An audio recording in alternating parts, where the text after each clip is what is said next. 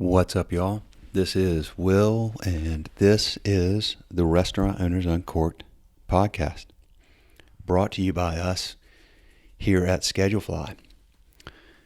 Simple restaurant employee scheduling software, legendary customer service. I'll just say this: if you're on pencil and paper or Excel, save yourself time, make life easier. Make life easier for your team. They'll love you for it. And as a new customer recently told me, I thought Excel worked, and I'd been using it for years, and I finally decided to try Schedulefly. Now I'm kicking myself that I didn't start with you earlier. So, also, if you're on one of these more robust, comprehensive platforms with tons of bells and whistles and integrations and data and information you don't need, you're probably paying a lot of money for something you don't need. And my guess is the customer service, when you really need them, isn't quite up to par what you might expect in the kind of customer service you give your customers. We give it to you. So check out Schedulefly. Schedulefly.com, 30-day free trial. And my cell phone number, my personal cell phone number, is right there on the trial sign-up page. So if you got any questions, call me, text me. Love to talk to you. Also brought to you by Pop Menu. Great company, partner of ours, and a sponsor of this podcast. And brought to you by Giving Kitchen. And brought to you by Kickfin. Listen to their ads. I listen to podcasts. I often skip through the ads. These folks are a big part of why I'm able to spend so much time on this podcast. They're sponsors. They're important. They have great products and services. We thoroughly vet anybody that we're going to have advertise on this podcast, and we back them and we believe in them, and we talk to mutual customers before we put them on here. So give them a couple minutes. It's worth your time, and check out their companies and their products. They're great companies, great products. Giving Kitchen's a not-for-profit, doing great work. So, okay. Wow. This episode is going to begin a series of 4 episodes that we recorded recently at Table 301 Group in Greenville, South Carolina. Sat upstairs at their flagship restaurant, Sobeys. And the reason we did these 4 episodes is because several months ago, I went to Sobeys, and I had Steve Seitz on here. He's their Chief Operating Officer at Table 301. And find that episode from a couple months back. Be a great place to start if you don't know Table 301. One of the things that Steve told me that I found fascinating, among many things he told me I found fascinating about their group, is that every 5 years, if you're a manager within their group, manager up, right on up to the executive team, you are required to take a 1-month paid sabbatical. And you cannot answer emails. You don't go into the restaurants. You check out of work for a month, and you go do whatever you want to do with that time, whatever it may be. Maybe you travel around the world. Maybe you clean your garage out because you never have time to do that, or anything in between. It's your time. Use it for yourself, your family, your interests. Just don't do anything related to work every 5 years. So during this series, there are 2 folks that we had the pleasure and honor of interviewing that just came back from their July sabbaticals. We just did these in early August. So we got to talk about those. And there are 4 episodes. The first one we're going to start with is the owner of Table 301 Group. And Carl is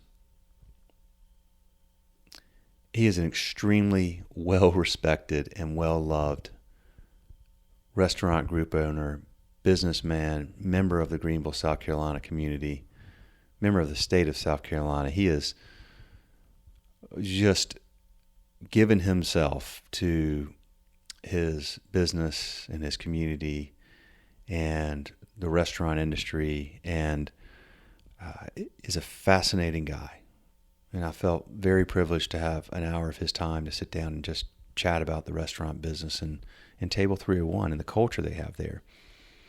And as we really dive into this sort of nebulous idea of culture and what is culture and how do you define and narrow down to the essence of your culture and your organization, and then embrace that culture and teach that culture and live that culture and grow that culture. Like, how do you do that? And what we decided is, well, why don't we just go talk to groups that do it really, really well? And Table 301 does it as well as anybody. So you're going to hear from Carl, and you're going to hear from 3 other members of the leadership team. And again, I highly, highly recommend going back and listening to the episode with Steve Seitz. It was around February or March of this year, if I remember correctly. Maybe April. And I should have had that episode number when I started recording this, but I don't. But you can find it easily. So there will be 4 episodes back to back with the folks at Table 301. We recorded them all in one day. It was an incredible day for me as somebody who is a fan of the industry and an admirer of people and groups that figure it out. Because this is a hard thing to figure out, right? And to figure it out and do it successfully for decades, which is what Carl and his team have done. And I mean, you'll hear from Rodney, who's been there 25 years, and I think Gina's been there 20, and Brian's been there 15 or so. It's just to attract and keep great people who love being there, who want to stay there, and stake their flag in the ground. I mean, your group, and give themselves to your group. Well, you have to lead in a way that people want to follow, and you have to create a culture where people feel appreciated and loved and valued and have room to grow and learn, have autonomy in what they do, learn mastery of what they do, and have a purpose, a greater purpose. And that's what Carl and the team at Table 301 group in Greenville, South Carolina have been doing for a long time, and I imagine they'll do it for a lot more years. It's an incredible group. With that, we will get this episode kicked off momentarily. First, hear from our 2 lead sponsors, Pop Menu and Giving Kitchen, and then we'll dive right in. Thank you so much for listening. You're an amazing audience. We're proud to have you. We'll always work hard to try to bring you meaningful content that educates you and inspires you. We truly do appreciate you taking the time with all the noise and all the options, all that's coming at you, to hear the stories of the folks that we get the lucky opportunity to spend time with. Thanks. Pop Menu is, well, they're a partner of Schedulefly, and we have a lot of happy mutual customers. But Pop Menu is all about making your day easier and your sales bigger. They will simplify your marketing operations, bring in more guests, capture customer data for personalized remarketing to keep them coming back. With one super simple to use platform that integrates with most point of sales like Toast and Square and a number of others, Pop Menu starts with a beautifully designed, easy to update interactive menu that transforms the guest experience online. It includes a brand new website that's optimized for search engines like Google for no additional cost, automated digital marketing, online ordering and waitlisting, and you'll never miss another call with their AI answering solution that costs as little as 47 cents an hour. Check it out. Check out the link in our show notes. There's so much more in Pop Menu. Here's my 2 cents. I've talked to a lot of our mutual customers, and here's what they say about Pop Menu. Great company, great customer service, great product, great results. Check out Pop Menu and check out this episode of Restaurant Owners Uncorked. This episode is also brought to you by Giving Kitchen. Giving Kitchen is a national nonprofit that helps food service workers in crisis. And since they started in 2013, they've helped over 13,000 food service workers and awarded over $9 million to them. If you or someone you know works at a restaurant, food truck, catering company, concessions, bar, tap room, and you need financial assistance or stability network resources due to illness, injury, death of an immediate family member, housing disaster like a flood or a fire, please ask for help at thegivingkitchen.org/help. thegivingkitchen.org/help. Link in the episode summary. Please check out The Giving Kitchen. Amazing organization. Thank you all for listening. Here is our episode. All right. So here we are, Greenville, South Carolina, at Sobeys, where I ate last night. I can't wait to tell you about this. Carl, introduce yourself.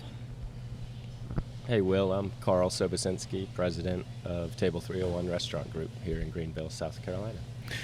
So I'm so excited to talk to you, Carl. I've been a big fan of your group for a long time. Y'all have an amazing reputation.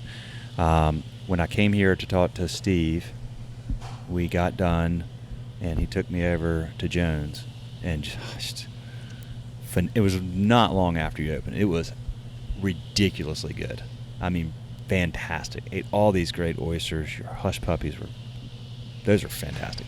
But I'd heard about Sobeys. I'd never been to Sobeys. So I came in yesterday, and I brought my wife. I was like, you got to come down to Greenville. This place is cool. We're going to go to this amazing restaurant. And we sat over here, and we had just an incredible meal, but we had an incredible experience. I mean, just Ken came up, said hello, knew I was here, gave us some appetizers, and we appreciate that. But I want to call out Jada. You have a server here named Jada who is phenomenal. I mean, to the point that, I'm 49. I've been to a lot of restaurants. That was a memorable experience. And it's rare that you get that these days. And she just had the perfect, confluence of salesmanship, personality, personableness, authenticity, presence and engagement, attentiveness. So just, I had to call her out because my wife and I walked back to the Westin last night talking about her and how great that was. So cool. Love to hear that, and we'll certainly share that with Jada. She does a great job. It's interesting to hear you say that you had a great experience, because 26 years ago, whenever we started this one little restaurant, we talked about, how are we going to differentiate ourselves? How are we going to make the experience better for the guests? Because there's so many choices up and down Main Street. Right. Anybody can, put a Caesar salad on the menu, and anybody can grill a piece of salmon or a steak, but how are we going to separate ourselves? And so, we decided early on that we're going to separate ourselves because it's a three-part equation. Everything's got to be equal: the quality of the food, the quality of the service, and the quality of the ambiance. So, we take extra special care in the spaces that we develop and how they feel, the people that we hire and train, and what their core values are and what we think they're really made up of. And so that's, one of the big differentiators, I think, is when people choose where they want to go out. I hope that when they pick a Table 301 restaurant that they're getting that full experience where their dollars are well spent. They walk away feeling nourished from the food, but also from the experience, and just emotionally they feel good about what they just received. And that's not as easy today as it was 25 years ago. No. I feel like the training, I don't know that we're necessarily doing as good a job at our training today, but we are focused on it. But it takes a little bit more to train up the individuals to the standards that we want, and to really get that buy-in that taking care of people is first and foremost. You mentioned that you felt like she was present, and I love to hear that, because we talk all the time about looking people in the eye, and yes, the most important person in the room is who you're talking to at that moment. And it's difficult if you're a server and you've got 4 tables. You've got to be engaged with you while you're at your table, but you've also got to have an eye looking out to make sure you're not needed at the other 2 or 3 tables. And getting over there. So, anyways, it's one of the best parts of the business is meeting the people that work with us, meeting our guests, and just seeing and hearing wonderful reviews of how we made somebody feel.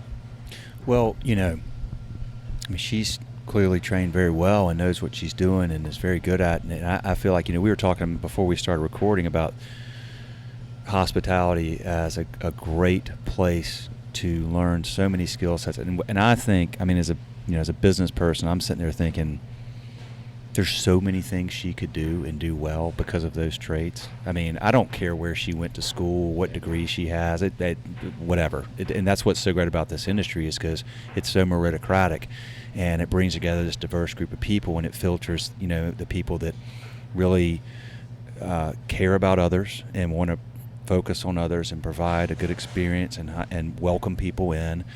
And then, but in today's world, if you're able to communicate that well and educate that well, there's just like so many things you can do.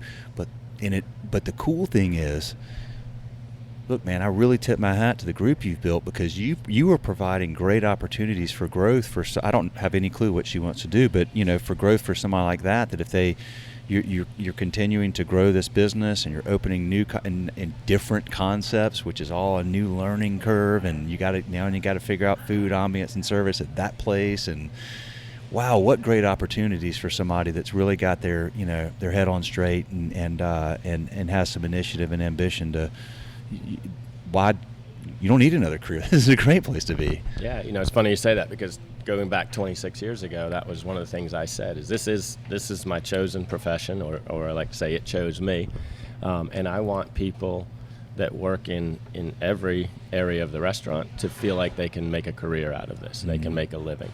There are entry-level positions. You're typically not going to be a host and be the sole provider of your family, or be a dishwasher, but that's an entry spot where you can come in, and if you like it, then there's a pathway to be a prep cook, and then from a prep cook, a line cook, from a line cook to a kitchen manager or a sous chef. And I wanted to develop a place that provided that opportunity. And so in order to do that, we had to be a little bit different than what the restaurant prototype looked like back in the 80s and the 90s, where it was a grind. It was 6 days a week, sometimes 7 days a week, 12, 15-hour days. And don't get me wrong, those days still happen occasionally, in the busy season, Mother's Day and Easter and Thanksgiving, and we all work holidays. But one of the things that we implemented early on, we said, look, if we're going to want people to make a career out of this and realize that not only can they earn a good living, but they can have all the benefits of working in corporate America. So, paid time off, vacation time, health and insurance benefits, 401k, matching 401k, and then just little perks that, we have tickets to all the sporting events around here, soccer, minor league hockey, minor league baseball, access to those for all of our associates. Dining plans when they go out to any of our restaurants, they get a nice healthy discount. Then one of the coolest things that we talked about prior to starting is 6 or 7 years ago, we implemented a sabbatical program. Was talking to a friend of mine at one of the big accounting firms here in town, and he was telling me about it, and that they had just rolled it out, and the first few people had taken it, and what a benefit it was. And a light bulb went off. It was like, wow, why wouldn't we do that?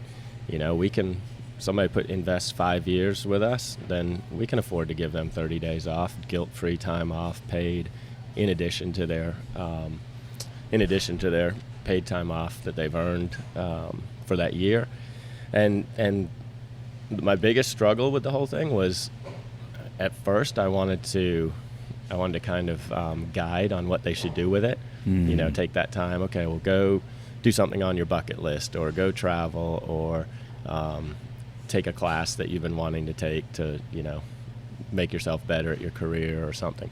And our team talked about it, and they were like, why are you going to tell people what they have to do with it? Everybody could be different. Some may be having a newborn and want to stay home and do that. Some may have a DIY project they want to do. Yeah. Others may want to travel or, improve some area of their life with some education or classes. And I was like, you guys are absolutely right. So there's no restrictions on it. It's just the restrictions are you can't communicate with work about work. If you have work friends, you can obviously do stuff with them. Can't answer your email. You have to have your out of office, and you got to build your team up to be able to handle that time away. So that's proven to be just another tremendous asset that we offer.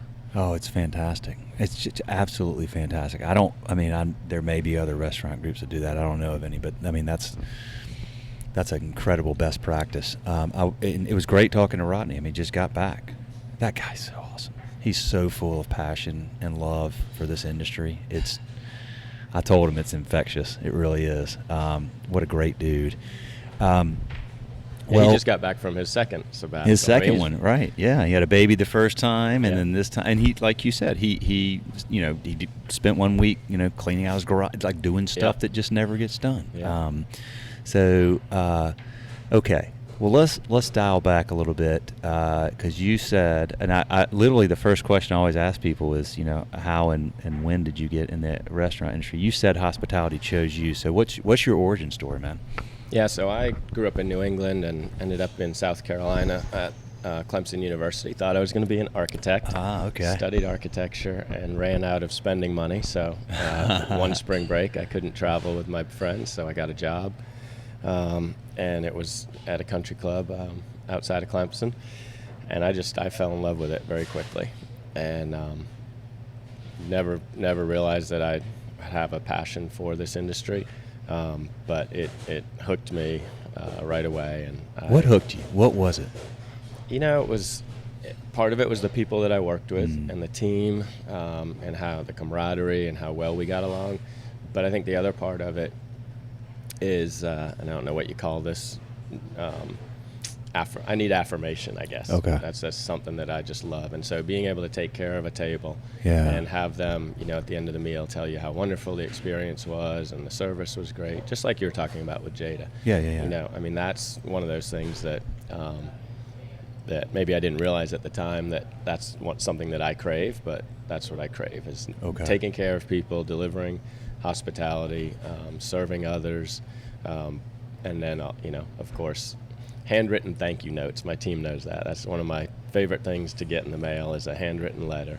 And we have a practice here that we encourage the servers to get to know their guests, and if a guest will leave a comment card and leave their address, then drop them a handwritten note in the mail. Oh, man. And so I loved that feeling of taking great care of somebody and seeing their face light up at the end of a meal. And yes.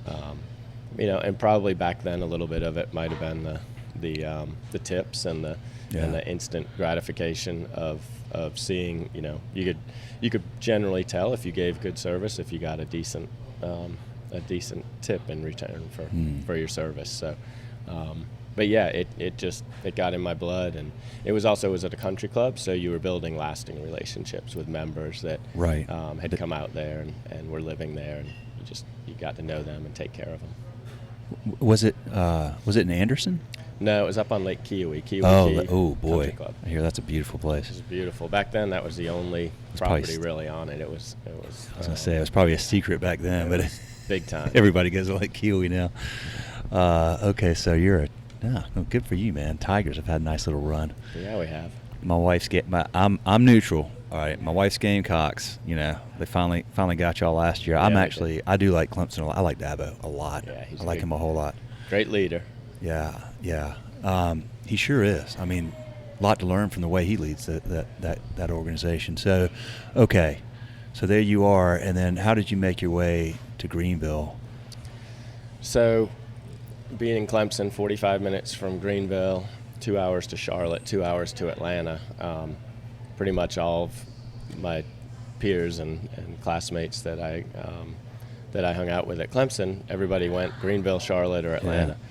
And I knew that I wanted to do the restaurant business, and I chose Greenville. I looked at Atlanta. I spent a little bit of time in Atlanta and kind of realized that, Atlanta's already happening. It's got a great scene, and you could go down there and be a part of it and just kind of fit in and not be very impactful, or you can go to Greenville that's just getting started and emerging and have the potential to really make a difference and do something special. And I never imagined that 25, 30 years later that we'd be 7 or 8 restaurants, sold 3 of them to our associates.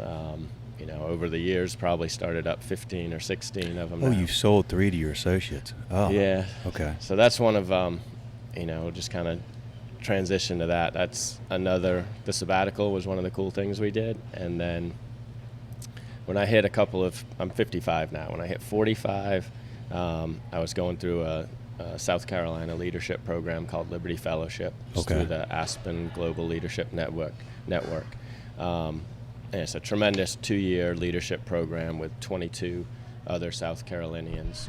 And I was fortunate to be nominated and chosen to participate. I was turning 45, and just kind of a reflection point in life. And, okay, you've done this for 20 years. What's next? And then I hit 50, and you're like, okay, now you hit 50, and you've done this for 25 years. What's next? And I realized that with 9 or 10 different concepts that we had at the time, I don't know what the exit strategy is, because as you mentioned, we've got Sobeys as low country, Southern cuisine. We've got the Jones Oyster Company, which is seafood and a lot of New England flair to it. We've got a Mediterranean, an Italian, a French bistro, a gastropub. Not easy to find a group that wants to come in and buy something that's so diverse. Typically, a group that's going to do well selling is, a group that's got 7 Sobeys, let's say. And they've been successful, and they've got a blueprint for it, and they can go and take it from 7 to 20. You can replicate, right? Yeah. So, I looked back at how I got started, and people believed in me, and people helped me and supported me in many different ways, financially, mentorship, all those things. And I said, what if we have so many people, 400 plus associates. Some of them definitely want to own their own business, but they don't have the resources. They don't have the means, but they've helped us achieve our dreams. So let's start talking to them and turning some of our restaurants over. So, so in 2019, we sold our first one, Poppy's Tacos, to Jorge Barales. We call him Poppy.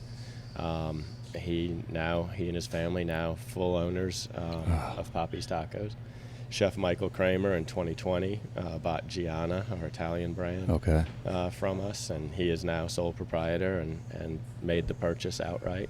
And then Michael Manelli, general manager at Passerelle Bistro, in 2021, he finalized the purchase of that restaurant. So owner financed it for each of them. They didn't have to go to the bank and try to get the money. We were able to, I was able to finally scrape a little bit off the table, help somebody get started into what hopefully sets them and their family up for a long-term future. The brand started under the Table 301 umbrella and the culture and all, so you hope that they all continue to carry on with that and bought into it. And so far, everybody believes in the culture and, really just kind of looking to pay it forward and continue to take care of their employees, their guests, and their community. And so anyways, that's sort of been one of the... Man, that's amazing, dude. Yeah. You don't have to get into the details, but just tell me, how does owner financing for something like that work? What's the period of time they... We try to keep it manageable, because we ran the restaurants together for several years, so we know the cash flow, we know the operations. We would get the restaurants out of the original debt. We would pay all the debt off and get it debt free, and then value the restaurant, and then come up with a agreeable number that was a little bit discounted from what you might take it to market with, because their family put a reasonable interest rate on it and finance it over 3 years. I think it was what each one was. One of them I think was 5 years, but they all paid them off in well under the terms of. And they've all purchased them outright at this point, and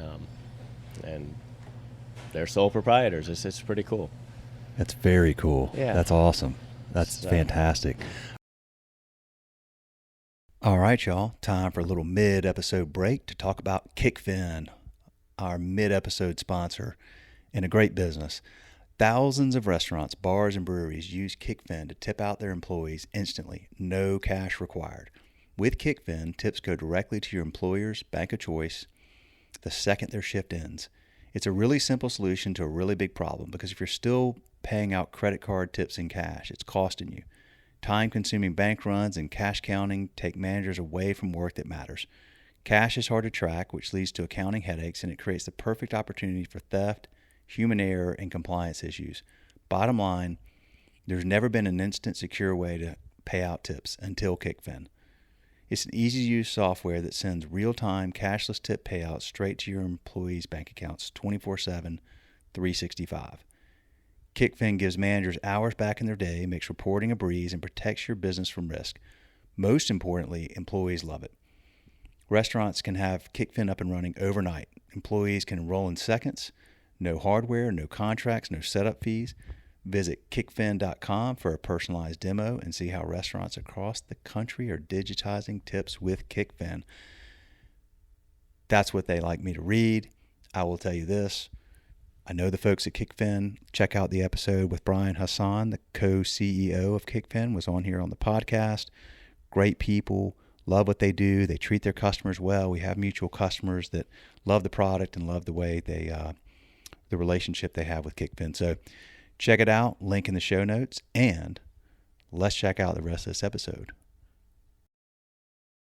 Well, you were certainly ahead of the curve with Greenville. I mean, Greenville's bustling and hopping now. Good grief, we're walking around last night. It's like, what was yesterday, Monday? I mean, there's thousands of people walking up and down the street on a random, First day of school, too. First day back to school. And the downtown, downtown is still booming because you would think first day back to school, families are back home. Hey, let's get settled into routine. Right. So Furman started yesterday. Actually, Furman hasn't started, but high school. Oh, high school. Yeah. I got you. Okay, yeah. I got you. So our local. Well, I was wondering. I was like, are these all like Furman parents? Like, no, but they're all kinds of. It was just, what a cool town. But 30 years ago, I mean.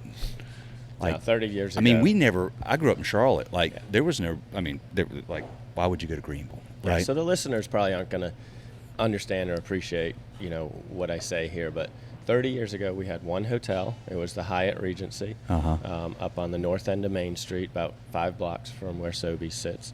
And today we have, I don't know how many hotels, but the Hyatt has 330 rooms. That was all the inventory we had downtown. Now we have about 2,500 hotel rooms, and we're running over 80% occupancy.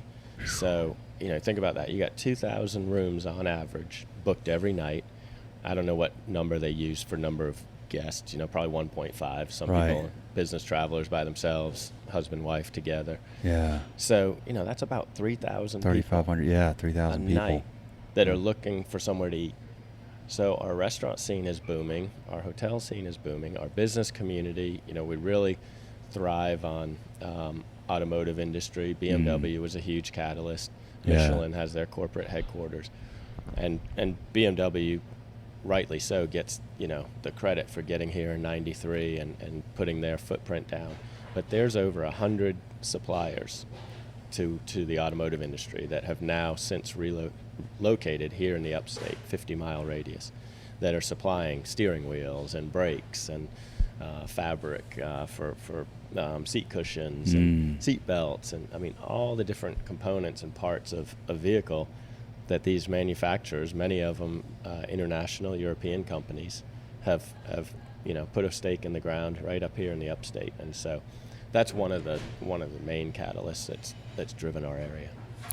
So 2 elevator rides yesterday. We're over here at the Westin. One dude, I don't know what he did, but he had a suitcase, had airline tags. I was like, hey man, did you just get to town? He's like, yeah, first time here. He goes, you been here before? I was like, yeah, I live not too far away up the road in Charlotte. And he's like, God dang, man, my wife is going to be freaking sobbing when I tell her about this place and see, show her pictures. Like, this is a cool town. I was like, yes, it is. And then the next guy is one of those, like, he was from Chicago, but they had their company, their headquarters here. They're an auto part, like tier 3 part supplier or whatever. And they had their company, meeting, and everybody was in here, and saw him on the elevator, saw him, big group walking out later, going out somewhere to eat and all that kind of stuff. So listeners that are I'll say the word is getting out. It's getting there. It's not, and so most people have probably heard of Greenville, South Carolina, but if you're listening and you like to travel and you like to go to the Southeast, I used to always say, if you're coming to the Carolinas, like, go to Charleston, go to Asheville. Now I'm like, go to Greenville. Like, Yeah. Greenville's freaking cool. Yeah. It's a great Place. So I'll pitch Greenville. Yeah, and being a resident now, I mean, I'm very proud of Greenville. I mean, the coast, you can't beat Charleston and Hilton Head and all the coastal areas of the Carolinas. But that's for the ocean and the sand and the beaches, and you come up here and we've got beautiful lakes and mountains, and Greenville's warm, but you get 40 minutes outside of Greenville and you've got the mountains and you're 8 or 10 degrees cooler in the summer. Great for hiking and cycling and kayaking, and just great for outdoor activists, folks that love to do outdoor activities. I got to tell you that I love the story about the guy on the elevator that said, my wife's going to want to come here when I show her pictures and stuff. I get these stories all the time, but one of my favorites was I met Lloyd Carr, the old Michigan football coach. Oh, yeah. And he came down to Greenville by himself one year and to speak at a sports banquet, sports event for high school students. And I met him years later, and we were sitting there talking. I said, "Well, tell me how you got to Greenville." And he said, "Well, I came down and I spoke at this conference, this club, and as I was walking after speaking, I was walking down the street from the conference to my hotel, the Westin." And he said, I called my wife and I took some pictures and I sent them to her. I was like, "You would just love this place. Look at the lights and the trees, and it's so charming. It's so awesome." So they scheduled 4 months later. They were leaving Michigan to go look for a seasonal residence in Florida. And they said, well, on the way we'll stop and I'll show you this town of Greenville. Well, they never went to Florida. They stopped in Greenville. They fell in love. They called a realtor. They drove down the second street. They drove down the second house they looked at. They made an offer, and they literally moved here seasonally, and they kept their home in Michigan. And for about 5 or 6 years, they lived right here in Greenville. That's just because so cool. he came and spoke and sent her pictures, and then they visited, and they fell in love with him. Well, look, I mean, Lauren and I know it's been probably 10 years since we were here, maybe a little longer. And we ate at one of your restaurants then. But we knew, like, hey, we should go back one day. Well, I was here a few weeks ago, and the guys at Indigo Road over here so they have a guy that they promoted within the last 6 months or a year to a title of director of culture. And as I said, I'm really focused on culture right now. So I was in Atlanta and I was going down there and I was like, "Hey, let's do a podcast, Chris, while you're," and he's like, "Well, I'm actually in Greenville right now." I'm like, "Oh, well, I'm heading home now. Can we do it?" So I came a few weeks ago and we sat out there at Indaco at that outdoor bar, and we did the podcast, and then I had to drive home that evening, but I was just looking around. I'm like, "Lonnie, we gotta go back to Greenville. I'm working on doing a series with Table 301.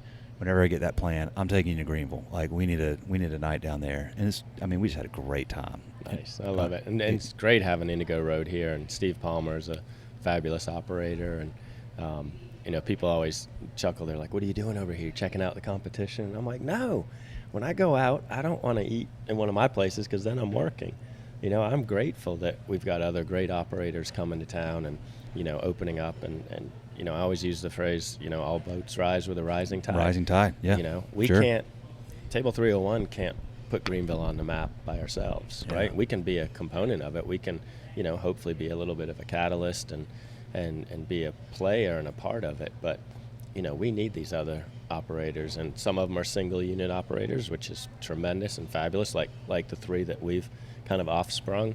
And then you've got some bigger groups that come in, the Halls group out of Charleston, the Indigo Road group, Rick Irwin locally, the Larkins group locally. So, together, we're all competitive, right? We're competing every night. I tell my team during orientation, I'm like, "Listen, we need all of them to be successful, but we also need to go out every night, just like you're going out to play a game. You got to go out to win. So we want more butts in our seats, and we want better reviews at the end of the night." Yeah. But when the match is over or the game's over, two golfers dueling it out on the course, they're friends, and they go out afterwards and have dinner with their family. That's right. So why not treat the restaurant industry the same way? There's enough for all of us. There's having mean, literally right across the street there. Having those two places, the courtyard's new, right?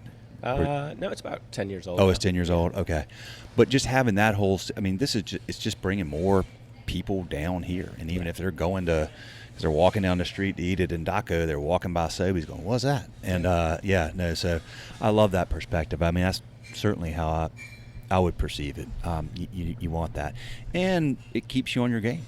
Makes you better every day. Hey, yeah, you need that. Like, okay, just a little more like, let's just stay focused and then control, and then let them do what they do. And then right here, what can we control? We can control what's happening inside these four walls. And if we get it right every night, and people are going to, we're going to tell people about going to Sobeys. And when our friends are going, hey, go to Sobeys. Like, great experience. Ask for Jada. Yeah. Not that they're all not great servers. I just no, you get hooked on one. That's the other thing we teach them. Yeah.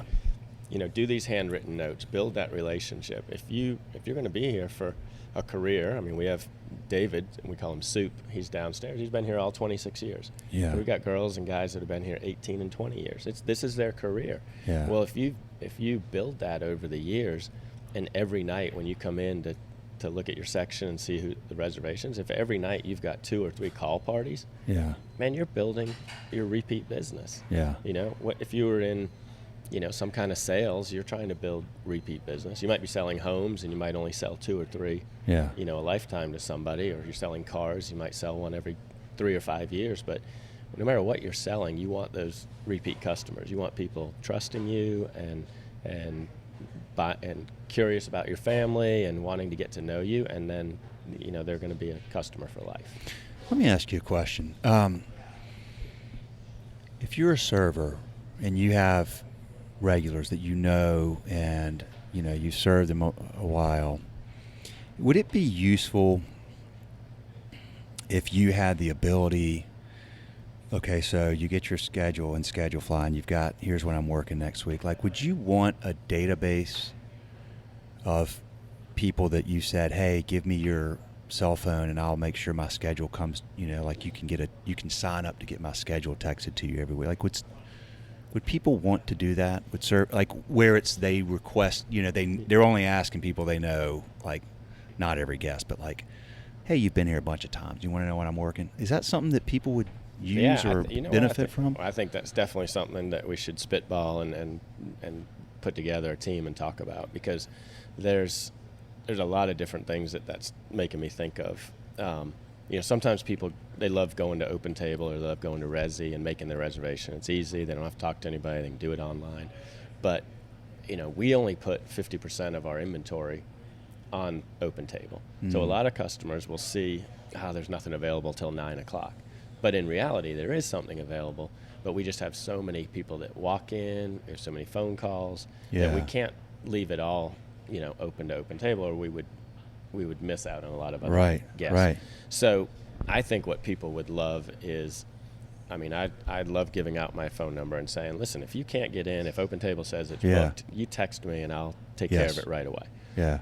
But if they're building that relationship with Lynette or with Jada or with so-and-so, I don't know if they want their personal cell phone numbers given out, but I bet there's a way through what you're talking about, Schedule Fly. And it would come through Schedule Fly. Yeah, that's what I'm thinking. Like, here's my schedule, and then, and so it's not a two-way. It's just more like, all right, this is when Jada's working. Let me call the restaurant and see if we can get in Tuesday at whatever. Anyway. Yeah, that would be fabulous, and that's what we want. We want people that want to be in a certain table with a certain server, and coming back over and over and talking about the restaurant.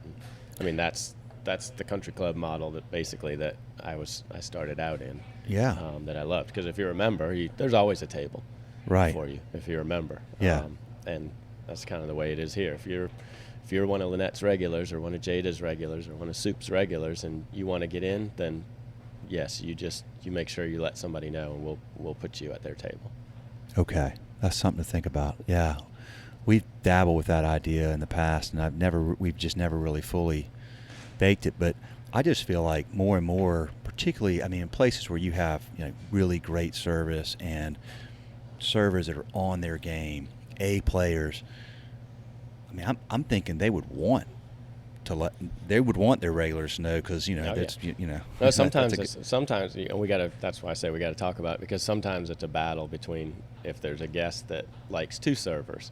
Oh, right. And they both come to work on the same night, and they see that guest is coming. Yeah. They will do anything they can to get the hostess to put them in their section. I got you. Okay. Yeah, there's a little bit of that goes on. We'll talk more offline about that. So, okay. Wow. Well, so it's interesting. You've been talking about the milestones, 45, 50, 55. What's next? You talked with a few of our team, and we all kind of seem to be on that at that same point in our life. But I am very fortunate right now that I have an incredible team that takes the majority of the day-to-day operational stuff off of my plate, and I'm able to focus more on things that are more meaningful to me right now and more impactful to our community. So Greenville's a beautiful place to live. It's a beautiful place to raise a family, beautiful place to visit, but we are not insulated from our own problems. And some of them are unintended consequences. Some of them are just things that you're going to find in any community. So we have a major problem with transportation. We have major problems with affordable housing or workforce housing. We have extremely high poverty in our region. We have children in our schools that are homeless. So we have some social issues that need to be addressed, and that's where I see myself in the next 10 years is having a great team to keep the restaurant business going, and being present, as much as needed, but trying to be more impactful and more involved in our community and trying to solve some of these issues that we're facing. That some of it's caused by our incredible growth and success, and some of it is just, are just issues that perpetrate over years and years. Yeah, affordable housing, that starts to happen when cities get big and grow, and then you got this workforce that's got to commute a long way just to come to, and you start doing the ROI calculations on gas and wear and tear on the car and all this goes along with that, and ease of access when they're needed for the job, and then it's a tough dynamic. It is, and I think business owners and leaders, we all need to get creative, and I tried to get creative several years ago, and it's a small step, and it's been successful, but it's not reached the height of success that I would like to see. But we partnered with one of our local downtown apartment complexes, and we offer our associates, if they can get approved to live in that building on their own merit, then we will subsidize $200 a month towards their rent. And essentially what we're trying to do is to lower the downtown rent so that our folks that work here can live in the same area that they work. Some of them, maybe they can get rid of their car and lose a car payment, and gas and taxes and insurance and all that. Yeah. And that way afford a little bit more towards housing. And in several cases, 2 co-workers have said, hey, I'm looking for a place. Why don't we go get a 2-bedroom and see if we can both apply and get the income from the restaurant. So then they get $400 off on a 2-bedroom. Awesome. And so it makes a difference. It's a small step. It's something to help, but this isn't the forum for it, but affordable housing is an issue all across the U.S., and it's no different here, and I'm trying to be a small player in helping to solve that. It is, though. I'll tell you why it is a forum for it. So it's because what you're talking about is what a lot of owners around the country, particularly, that have groups like yours that have a really large number of people, and you're trying to figure out, like, how do we, invest into these people and make it. I mean, this is a big issue. It's an issue in every big city. So it's a tough. There's no easy turnkey answer at all. There's politics. There's just so much that goes into that. But thank you for working on it, because when people, again, folks like you, when you start figuring things out, then this is a great way to provide me. I really try. Like I learn from folks like you, and then I have a lot of other owners that I stay in touch with often. And I'm like, hey, let me tell you what they're doing at, good, repeatable best practices. Like when Steve told me about the sabbatical thing, I was like, hey, check this idea. And a lot of people are like, we're going to explore that, They should. I mean, and that's the best ideas, they're not copied, they're just borrowed, right? Mm-hmm. I mean, you just learn from others. I mean, that's, two people that, actually one of them's more recent, but 20 years ago, a guy that I started paying attention to and had the pleasure of meeting on several occasions is Danny Meyer. Yeah. I mean, Mr. Hospitality. And he kind of set the bar and set the standard, and a lot of the things that we've talked about today are things that, I borrowed or learned from watching him and listening to him and reading his book. And then more recently, I don't know if Rodney or Steve's talked about it, but Unreasonable Hospitality. Yeah. That's incredible book by Will Guidara. Yeah. Every restaurateur needs to read that book. Every manager, every associate really should read that book. Yeah. And subscribe to what they're saying in there, because it was great for me the first time I read it, and I've read it 3 times now, or read it and done Audible, and I get something new out of it every time. But one of the coolest things is it gave a lot of validation, things that we've been doing for 25 years that nobody else in Greenville's doing, and you're always kind of like, well, should we be doing that? Is that right? And you read it in his book and you see where his success led to. You're like, wow, we've been doing the right thing. We've been doing that right. Oh, we've been doing that very close to the way they're doing it. Oh, we haven't done that. Let's try to implement this. So, so it's Unreasonable Hospitality, Will Guidara. If you can get him on your show. Number one restaurant in the world, right? Number one. Yeah, they're our customer. Nice. Well, I'm glad you said that. I need to follow up, because when that book came out, I got in touch with them, and I was like, hey, man, I'd love to get you on the podcast. So he has this guy, his assistant follows up, and he's like, at first he's like, look, podcaster, like, we'll do it for, I can't remember how many thousands of dollars. I was like, I can't pay that. Yeah. Like, and I was like, look, man, you guys, like, you use our software and your anyway, it was, I think he thought that I was trying to, like, that this would be a podcast about Schedule Fly, which I get. And I was like, no, dude, like, I don't, like, we don't have to talk, we didn't even say anything about it. I didn't want to talk about the book. And then I just kind of dropped it because I was traveling. There was a lot going on. I need to follow up with that, because it's worth it. I'm glad you said that. Who else? I mean, Danny Meyer, setting the table is sort of like almost the Bible, it seems like, for this industry. Everybody's read, and so now this is another great one. Who else have you learned from over the years, either from afar or locally or? Yeah, within? I mean, just countless people. Ralph Brennan down in New Orleans with Brennan Group, just an icon in the industry, and met Ralph about 17 or 18 years ago, and he's maintained a great friendship with him. And Dickie Brennan also in New Orleans. Chef Thomas Keller's been to Greenville and participated in Euphoria, and we got to sit down and have an incredible conversation, and just watching and seeing his passion. And years ago, Charlie Trotter, tough nut to crack, but wrote a couple of great books, Lessons in Excellence and Lessons in Service. Read those early in my career. So yeah, just, some of the best. Why are they the best? Because they're passionate about what they do. They're organized. They're disciplined. I just can kind of gain a little something different from each of them. I'm gonna make a mental note. I'm gonna send you a copy of a new book called Hospitality DNA. Written by some guys I've gotten to know. They've been on the podcast, and they spent 3 years just talking to some of the most successful restaurant and bar operators around the world, and really tried to, find the, as they call it, the hospitality helix, sort of the core elements of the DNA that make up great restaurant operators. And love it. Steve's going to be upset because he calls it the hospitality gene. He should have written the book before the DNA. It's the same philosophy. Yeah. I love it. Yeah.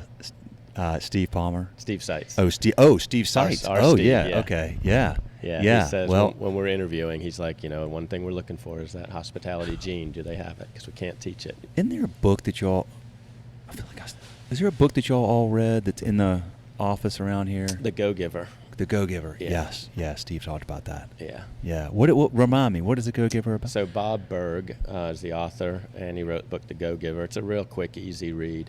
But one of the chapters, one of the lessons is the law of value. And so the law of value is sort of our mantra and thing that we talk about. It says that your true worth is determined by how much more you give in service than you take in payment, or how much more you give in value than you take in payment. Okay. And it's just, it's another way of saying above and beyond, Yes. exceeding expectations. Yes. Excellence is an act, not a habit. Is a habit, not an act. Right. Okay. It's so it's just the law of value is what we talk about daily. We ask for examples of the law of value, and that can be handing somebody a recommendation for dinner tomorrow night because they're out celebrating tomorrow night and they're asking for a recommendation. That could be taking an umbrella to the door and walking them to their car after dinner. It's anything that you can do to go above and beyond and make somebody's experience more than they expected. Yes. All back to where we started today, right? Talking about the experience and how do we set ourselves apart from the others, and it's delivering that law of value. Yep. People remember that. They absolutely do. Leaves an impact. Dude, Carl, I cannot thank you enough. I am so honored to meet you. I appreciate y'all as a longtime customer, but most importantly, just thank you for taking the time. I know you're a busy guy.